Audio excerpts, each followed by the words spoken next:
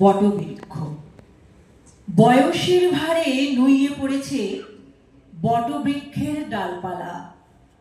অযাচিত দুলছে তরুর গায়ে মর্মভেদ করা শিকড়।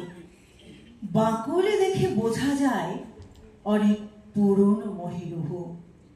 কালের স্রোতে এখন সে তার স্বাক্ষর বয়ে চলেছে।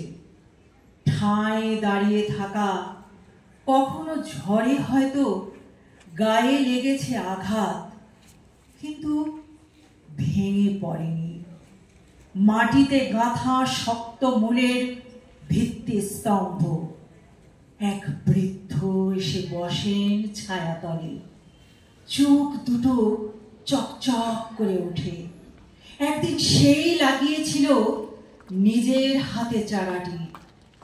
আজ সেটি বিস্তারিতভাবে বিশাল আকার নিয়েছে, ঠিক তার জীবন চরিতের মতো বর্ণিত শাখা প্রশাখা।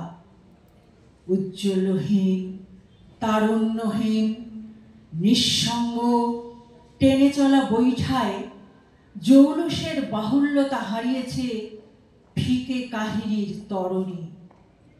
এক একটা ঘটনার ছায়াচ্ছন্নতায় অন্তর্দহন চুল্লি। পৌরত্বের যাপনে একাকিত্বের নির্লিপ্ত চক্রাকার। প্রতিটি ক্ষণে নির্জনতা, শিহরিত বোঝার ভার কম্পনে। তবু অদম্য ইচ্ছের স্বপ্নে জেগে উঠে বাঁচার স্পৃহা।